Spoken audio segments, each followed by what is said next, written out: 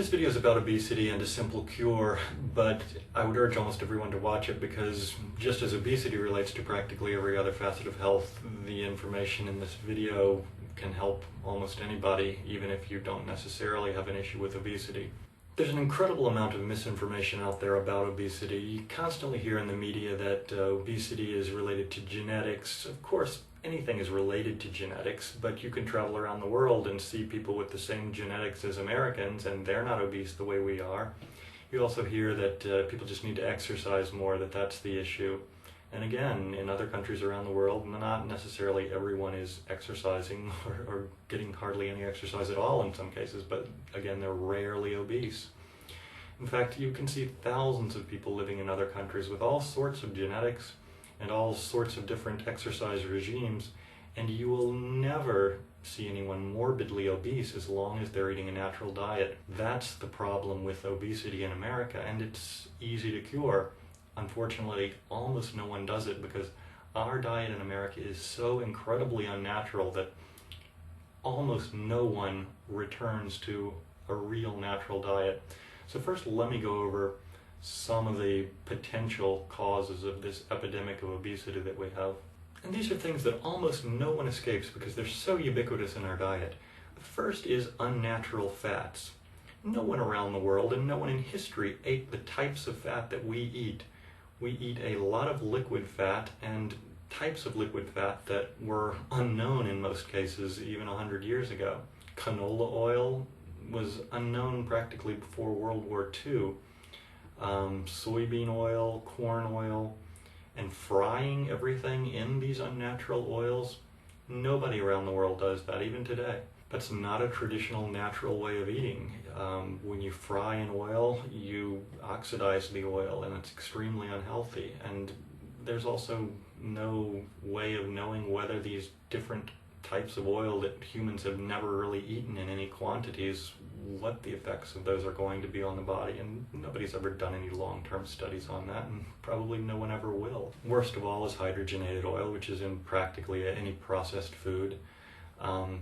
Causes a lot of oxidative stress to the body, and it's also a totally unnatural type of molecule that we never evolved to process.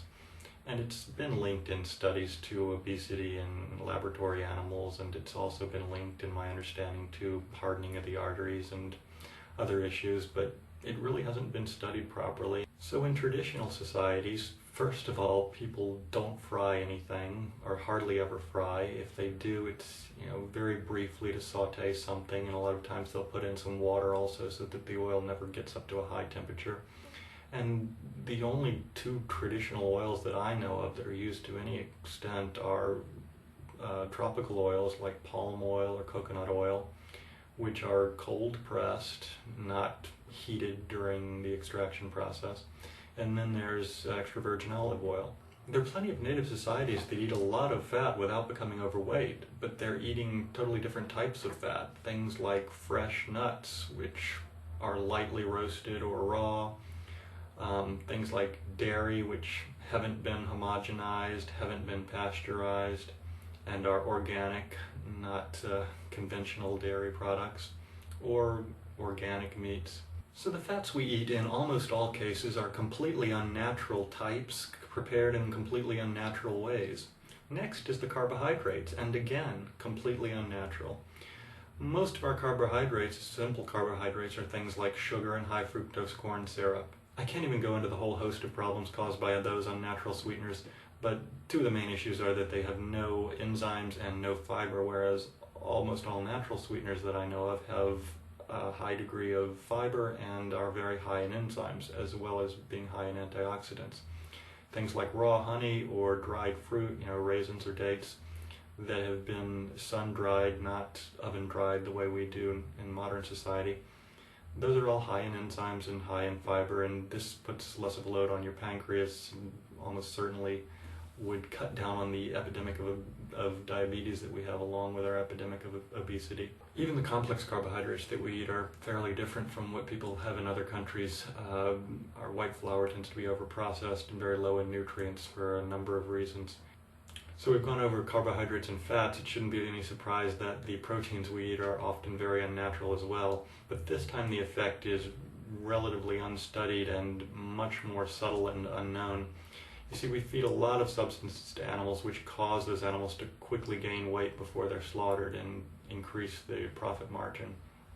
Things like urea, which is a toxin and causes the animal to bloat up quickly, or hormones or antibiotics, which have an unknown linkage, but they're proven to cause the animal to gain a lot of weight. The thing we never think about, though, is that we then eat the meat from these animals and we ingest these same substances. And no one has ever studied whether or not that causes humans to gain weight as well. But if these substances are causing all of the different animal species to gain weight, and then we're eating the meat that contains those substances, it's certainly a possibility that it's going to have an effect on us as well. I wouldn't wait for the Beef or Dairy Council to fund a study on that issue, though. You see, everything that we hear in the media about diet, and particularly about obesity, is being pushed by someone trying to make money. People saying that you need this particular piece of exercise equipment, or you need to eat that particular type of food. It's all just being pushed by different industry groups, and most of the things being pushed aren't natural. You don't need to listen to all the media noise, and you don't even need to listen to the general consensus, because nowadays the general consensus has been so poisoned by these promotions and these media campaigns that are backed by millions of dollars. All you need to do is listen to the traditional knowledge of millions of people who have developed specific diets over the course of thousands of years. We've just thrown all of that knowledge away, and we're relying on a few biased studies to tell us what's healthy. The problem is no one is eating what's healthy anymore. No one is eating natural food anymore, and everyone is running around confused by all these little studies that are being put out by industry saying this or that thing is healthy or is unhealthy. Just follow traditional diets. In particular, follow the traditional diet of your ethnic group. Because yes, there is genetic variability. Some people do have a greater tendency towards obesity, and the traditional diets of those people are different. I know it's not easy to learn about and prepare traditional food all the time. It would be a lot nicer if what industry told us was true, that you could just eat this or that healthy food once in a while and it would counterbalance a normally unhealthy diet, but it just doesn't work that way. And it's not that incredibly difficult to prepare traditional foods. There are a few basic rules, like eating organic food, eating fresh heirloom varieties of food. The fruit that you get from the supermarket doesn't taste like the fruit you get from the farmer's market, and there's a reason for that. It's because it doesn't have the same nutrients and antioxidants in it. There are a lot of good resources for information. My favorite is the Weston Price Foundation, and there are a lot of good YouTube channels even. There's Underground Wellness, there's Psyche Truth, there's a lot of videos on health. You can look at my video Traditional Foods, which talks about some of the basic traditional staples around the world.